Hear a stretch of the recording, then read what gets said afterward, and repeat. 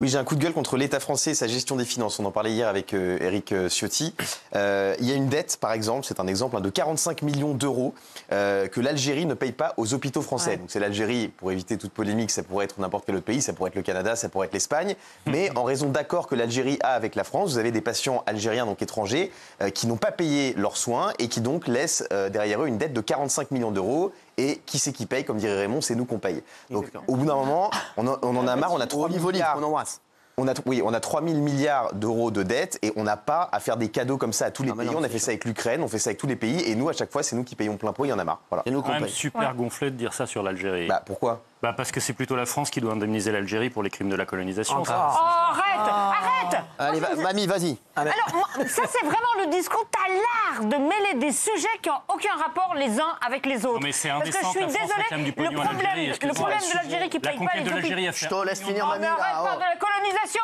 Et une fois de plus, je vais te dire que tu es comme Gilles. Quand vous parlez J'ai rien dit. Quand vous parlez de la colonisation, tu parles toujours des colons blancs. Les Arabes ont conquis la moitié du monde à une époque. C'est toi qui les prends pour des imbéciles. Attends, Thomas. Gengis Khan n'était pas européen non plus. T'as vu comment mamie s'enligne? Il y a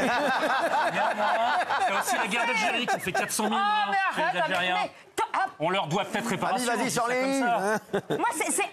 Et puis l'apartheid aussi. Sectarisme. L'apartheid en Algérie française. Moi, c'est deux sujets différents, Thomas. C'est pas bien sûr l'Algérie qui dit n'importe quoi. C'est la France qui doit du pognon en Algérie. Elisa Cohen. En plus, ça arrive dans un contexte de tension grandissante entre l'Algérie et la France, qui a démarré avec l'emprisonnement de Boualem Sansal. Non, les tensions entre la France et l'Algérie, ça a démarré avec la conquête de l'Algérie en 1960. Attends, là on parle des tensions récentes. Excuse-moi. Et après, ça a continué, effectivement, Cyril, vous avez raison, avec le problème des influenceurs algériens et l'Algérie qui a refusé de récupérer son influenceur, quand même. Mais attends, tu ne peux pas faire abstraction du fait que la France a colonisé l'Algérie. Non, mais tu ne peux pas tout mélanger. Et du coup, la repentance, elle doit durer combien de temps? Je ne parle pas de repentance, je parle... Puisque tu dis qu'on sera à jamais, en fait, on sera à jamais déficitaire, en fait, et débiteur. Non, pour que ça s'arrête, ce sujet. Les 45 milliards, les 45 millions, on fait quoi? Et les indemniser, mais 45 millions d'euros. Tu les déduis du remboursement? Non, c'est Thomas qui va les rembourser.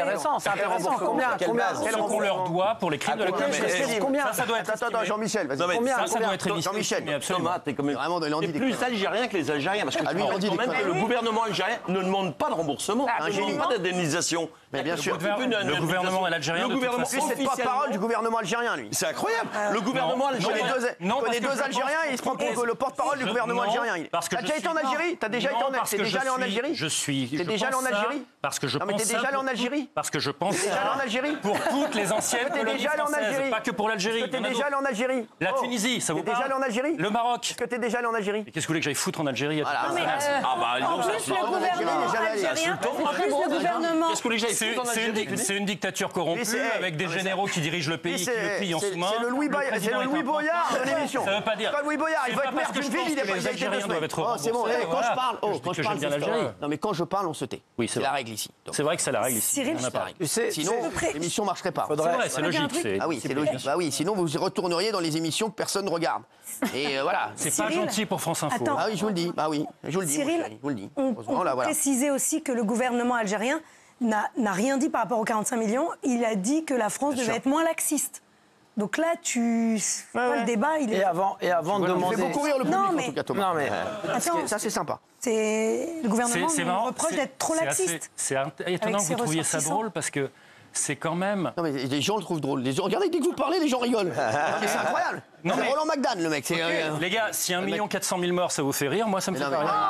Oh là, quel démago. Quelle démagogie. Quelle démagogie. Regardez, ça rigole encore plus que vous êtes. J'ai remarqué... Non, mais c'est d'une démagogie. C'est bon, merci. Vous saoulez tout le monde. J'ai remarqué ça. C'est bon, la colonisation, tout de suite, on a envie de regarder ailleurs. Tout le monde rigole. Vous faites rire tout le monde. Je pense, Thomas, tu peux t'excuser avec ce que tu viens de dire là. Je pense que Thomas peut s'excuser. C'est pas un spectacle, mais tu peux t'excuser avec ce que tu viens de dire sur le peuple algérien, parce que autant demander une indemnisation, c'est peut-être lunaire et peut-être il y a que toi qui le penses, mais c'est pire ce que tu as dit. Les propos que tu viens de dire là, les gens l'ont entendu, ce que tu as dit là. Il y a une minute. Sur le gouvernement, sur les pantins, sur j'ai rien à foutre en Algérie. Moi, je pense que tu devrais t'excuser. Avant de demander une indemnisation, respecte le peuple algérien. Et après, je n'ai rien dit de négatif sur le peuple algérien. Tu feras le replay. Mais si, non, mais respecte le peuple algérien, il a raison. Fais les choses dans l'ordre, Thomas. Fais les choses dans l'ordre. On sait ce qui s'est passé. C'est à moi de faire machine arrière. On sait ce qui s'est passé. Non, ce que tu dis. Nous, on respecte le peuple algérien. Moi, j'irai jamais rien dire. Je vais pas aller dire qu'est-ce que tu veux que j'aille foutre en Algérie. Jamais de la vie. Jamais de la vie. Donc moi, je ne parle pas d'indemnisation.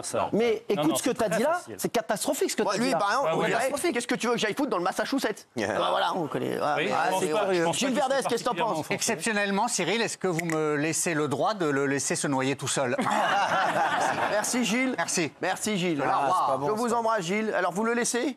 Oui, vous le laissez, merci. Mépris vis-à-vis de l'Algérie, c'est pas pour moi. D'ailleurs, si tu vas en Algérie, il y a une différence entre le peuple algérien et le gouvernement algérien. Il y a une différence entre le gouvernement algérien réel, qui est une dictature militaire corrompue, qui pille son propre pays, et le gouvernement officiel, qui est, je le répète, une bande de pantins. Donc tu veux donner l'argent un peu... Non, vous pouvez pas dire qu'est-ce que vous voulez que j'aille foutre en Algérie. Ça se dit pas d'un... Vous pouvez pas dire qu'est-ce que je voulais que j'aille foutre en Algérie. Non, ça se dit pas. Il faut respecter les gens. Au mieux que l'indemnisation, il faut respecter mieux que l'indemnisation. Il faut d'abord respecter les gens et le pays. Peu importe ce qui se passe là-bas, tu n'y es pas là-bas. Donc peu importe, il y a des gens qui habitent là-bas, qui vivent là-bas, qui sont heureux là-bas. D'abord, on respecte le pays, après on parle d'indemnisation. Et tu fais dans le désordre. Tu dis, il faut indemniser l'Algérie. Moi, j'en ai rien à foutre. Qu'est-ce que j'ai à foutre là-bas? Non, fais les choses dans l'ordre, Thomas. Merci, c'est bon, merci. Tiens, il a un coup de cœur d'ailleurs, Thomas Guinolin. Oui. Alors, changement de registre. Pas pour l'Algérie, visiblement. Moi, je trouve ça formidable. Le Sénat a voté la suppression des privilèges des anciens premiers ministres. Oui, ça c'est une très bonne nouvelle. Et so what? Par exemple, Bernard Cazeneuve, il a été Premier ministre pendant 5 mois dans toute sa vie. Et l'année dernière, il nous a coûté 200 000 balles. Ouais, d'accord, mais tout additionné, les premiers ministres, les ministres, etc., par an, c'est 1 million. C'est anecdotique. Alors, c'est bien, c'est un geste, mais c'est symbolique. Mais c'est important, les symboles. C'est important, mais on veut des actes aujourd'hui. C'est important, les symboles. C'est comme les oreilles pour la live. Les mecs qui recoller les oreilles. C'est pas une question de symbole, c'est une question d'exemplarité. L'exemplarité du personnel. Comme les oreilles pour l'AME. Il se fait payer des secrétaires et des chauffeurs, parce que c'est de ça dont on parle. C'est comme les oreilles. Bagnole de fonction, etc. Non mais, je sais que vous aimez bien faire cette grimace-là. Je comprends. Mais vous n'avez pas besoin de parler de recollement d'oreilles pour faire cette grimace pour le plaisir. Et il fait ce qu'il veut déjà. Qu'est-ce qu'il a lui? Non, il va faire un tour dehors, ça va le calmer. Non mais lui, aujourd'hui, il est tout agité. C'est bien qu'ils aient enlevé cette connerie là. Et Donald Trump, vous avez vu, a renoncé à sa rémunération de président de la République. Bien sûr, ça c'est normal. C'est un symbole aussi. En France, on le fait pas. Oui, bien sûr. À sa place, oui. Mais par contre, ce que je veux dire à Thomas, c'est qu'il y a plein de gens de gauche là-dedans qui prennent, qui mangent à la gamelle, ils s'en foutent, etc. Mais t'as vu que le gouvernement est contre cet amendement-là. Non, mais il est contre. Mais donc déjà, tu devrais dire la vérité au peuple sur tes propres opinions. Non, mais c'est les gens que tu défends. Tu dis des trucs de droite à l'antenne, alors qu'en vrai, t'es gauche. Non, moi j'aime tout. Il s'en fout, lui, regarde. Comment il est habillé, tu vois pas qu'il a pas de colonne vertébrale. Quand tu dis, je vois bien que c'est un mec, c'est pas où il va. Marre de dire des trucs de droite sur le plateau. Allez, vas-y. Arrêtez de parler sur les autres. En plus, pour sortir des vannes qui ne font rire personne. Tu t'habilles comme ça, t'en as rien. Parfois, Thomas, je l'adore, mais il pense qu'il est drôle. Non, mais c'est insupportable. Demandez à Elisa. Voilà, c'est pas votre truc. Merci. Je voudrais dire un mot sur Dominique de Villepin. Ah, Dominique de Villepin, le génie. 198 000 €. Et lui, en plus, il prend de l'oseille parce qu'il... Partout. Ouais, partout. Il nous donne des grandes leçons de morale sur l'avenir du monde, voilà ce qu'il faut faire, etc. Dominique de Villepin, là, je peux te dire que lui, c'est le champion du monde. Lui, pour moi, c'est le numéro 1. Là, je peux te dire que Dominique de Villepin, c'est... Alors là, quand on tient un champion comme ça, je peux te dire qu'on ne le lâche pas. Lui, je crois que François Hollande, et je préfère François Hollande. Moi aussi, vous l'avez mieux dit que moi, donc j'ai plus rien à dire. Mais très franchement, c'est invraisemblable. Il donne des leçons sur l'état du monde, voilà ce qu'il faut faire. En plus, vous lui ressemblez un peu, vous. Physiquement. On dirait Dominique de Villepinte, de la ville de... Au moment de la guerre contre l'Irak, on était plutôt contents et fiers de son discours. Arrêtez, il a fait un discours à l'ONU. Il a fait un discours à l'ONU, tout le monde nous gonfle les glaouis. Depuis, il s'est perdu, il s'est fourvoyé. Alors, c'est perdu. Sur la cause palestinienne, il a été... Et Dominique de Villepin, c'est catastrophique. Qui vous a donné la parole? Il y en a qui la prennent. Votre mère, peut-être? Non, c'est moi qui donne la parole ici. Donc la woke de service a parlé. Merci. Elle va retourner aller manger des yaourts exactement, au soja. J'aime pas ça. Et manger des graines. Mais vous, là aujourd'hui, elle sortait un peu. Non, mais il est fou. Non, mais il est fou, aujourd'hui, il est fou, le mec, il parle sur tout le monde. Non, mais si vous me sortez juste après que j'ai parlé de la cause palestinienne.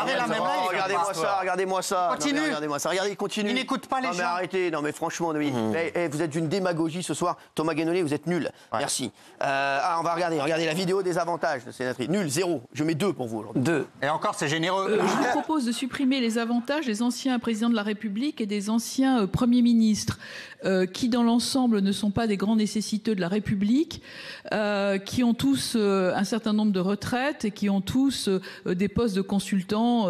En tous les cas, j'ai vérifié, franchement, personne n'est au resto du cœur. Donc, je vous propose donc une diminution des crédits de 2,8 millions.